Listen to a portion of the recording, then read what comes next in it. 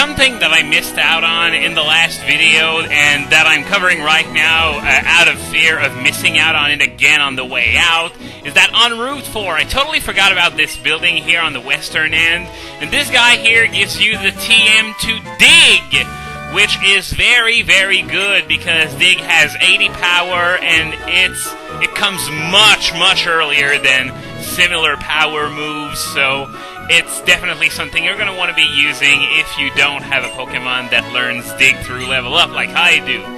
So, yeah, talking about sandstorms and the types that are immune to it, so that was all there was to do in this building, so I'll see you back at the Desert Resort.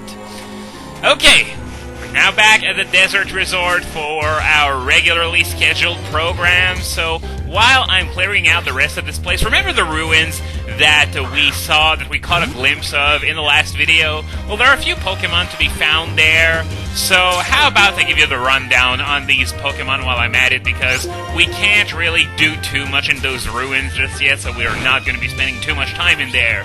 Actually, in the wild, there's only one new Pokemon to be found there, and that is Yamask, which evolves into the awesome-looking Cofagrigus. And I'm not joking when I say it looks awesome. It's honestly one of the coolest-looking Pokemon ever. Like, how do Gen 1ers even exist with designs like that? It's just, well, no matter. It's not like somebody ever said that the human race was intelligent. But nonetheless, Yamask evolves into Cofagrigus, and outside of looking cool, unfortunately, it doesn't do too much. It's not a terrible Pokemon by any means, but there are much better alternatives if you want a bulky ghost type. For example, well, Rotom is not an option anymore since its alternate form, lost their ghost type. But Jellicent is still a very good option. But Cofagrigus, it's okay, I guess. Nothing spectacular, but it's not bad by any stretch either. Its stat spread sort of reminds me of a special-based Dusknoir. Sorry, I was about to say Dusclops. But yeah, special-based Dusknoir with, no HP and speed whatsoever, very high defenses, and an attacking stat that's somewhat decent. So this is the main parallel that I can draw. One thing that Cofagrigus has, though, that no one else has, is the Mummy ability. Whenever you hit something with the Mummy ability with a contact move, your ability will instantly become Mummy, and you can spread it like that.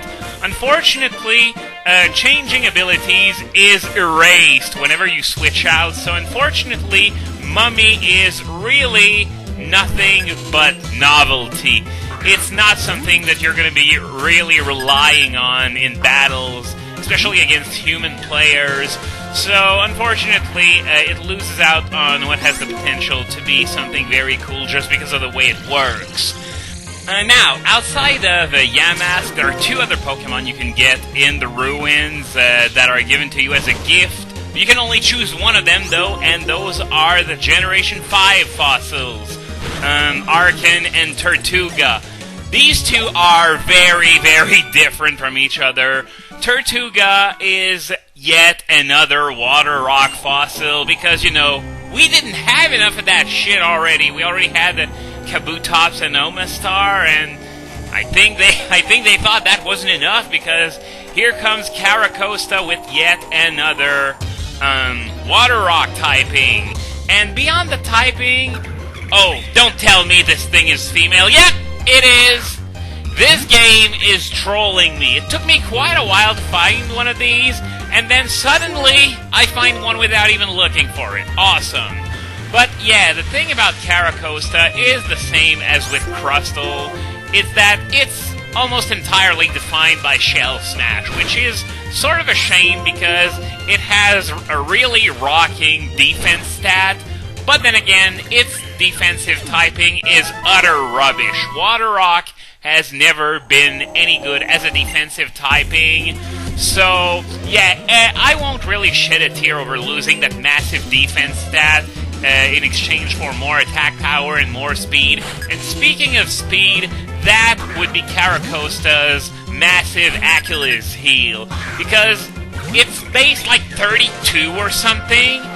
Double that, and I'm fully aware that doubling 32 base speed doesn't give 64 base speed, more along the lines of, well, I don't want to do the calculations in my head right now because I'm playing, but it's higher than that one. But nonetheless, you're expected, after one shell smash, to outspeed just about everything. And Caracosta can't do that because its speed is just so freaking low. Nonetheless, I still favor it over Archon and Archeops, which are the alternative. And Archeops may well be one of the most overrated Pokemon of all time, to be perfectly honest with you. People take a look at that 140 attack and 110 speed, and they say, holy shit, this thing is the best thing ever! Unfortunately, it has a drawback ability to throw a wrench into things, Defeatist, which lowers both attack and special attack by half whenever you're under half health. Now, it's slightly less bad in Black and White too, because now it gets Roost, but unfortunately, Rock Flying is yet another really crummy defensive typing, so best case scenario is that you'll just keep spamming Roost to keep trying to get back up over half HP, but you'll keep getting hit in the meantime, so it really won't be doing much of anything. You're not going to be attacking, which is the one thing Archeops does well, and if you pay close attention to the stats, you're going to notice that they are much lower than they should. Archeops has lower stats than any legendary or pseudo-legendary. It's just absolutely horrible. I don't know how it's expected to be able to compete with these when its stats are lower and it has a drawback ability. At least Slacking and Regigigas have stat totals equal to those of Kyogre and Groudon. But Archeops doesn't even have that luxury. Maybe if its stats were that high it would be broken, but as it is now, it's just completely useless. There are tons, not necessarily tons, but there are still quite a few other Pokemon that have the same kind of attack power, if not higher. They're not quite as fast as Archeops. The thing about Archeops isn't just that it has 140 attack, but it also has 110 speed to go along with it. But nonetheless, they are able to attack at full power until they die. So give me the likes of Darmanitan or Haxorus or Chandelure any day of the week. And I'm talking about Flashfire Chandelure here, not the unreleased Shadow Tag one. Which leads me to my next point. I have gotten a lot of questions lately about what are considered good stats or not. They want to decide which Pokemon is good based on stats and stats alone. And I am, quite frankly, baffled by this. We are in 2012. Okay? And I've been doing this LP gig for a long time, and I keep repeating, stats aren't everything. Movesets, abilities, stat spreads even, not just the stat total, but the way it's spread out. These are also critically important. Just to give you an example, Espeon and Ditto, for example, they were complete and utter rubbish before they got their Dream World abilities. That's despite Espeon having a pretty solid stat total and a great stat spread for a special attacker, but its move pool just sank it, and the fact that its ability was synchronized, I think, that didn't help things at all. Now Synchronize isn't the... Speaking of Synchronize, Sigilyph wants to learn Synchronoise. I'm going to pass on that, it's just not good at all. I mean, have you seen what that move does? Oh my god, it's another Sigilyph, and it's female! This game is trolling me to hell right now. Wow. By the way, what was I talking about? Yeah, Synchronoise. What it does is that it only attacks enemies that share a type with the user. What the fuck is the point of that? I mean, have you seen the power on that thing? 70? It's barely more powerful than Psybeam. It's not even as strong as Psychic, and it only works on whatever has the same type as the user. What were they thinking when they made that? Did they think that was actually a good move or something? Because it's not. It's not. Psybeam is just so much better, and given the choice, I would definitely pick Confusion as well. So yeah, I was talking about how, stats aren't everything, and oh great, I'm gonna have to go all the way around this thing, go through some more random battles again. I didn't think my plan all the way through, I guess. But yeah, even if stats were the most important thing, speed is the only stat where you have a clear threshold above which you can say, okay, you're pretty good, and if you're under it, you're sort of meh. And that threshold, I've been talking about it a lot lately, is 100, because there are so many guys out there with base speed 100 that just outspeeding this slot is it's just absolutely huge. This is one of the reasons why Garchomp is so good. If it were 2 under 100 instead of 2 over 100, I'm not entirely sure it would be Uber, to be perfectly honest with you.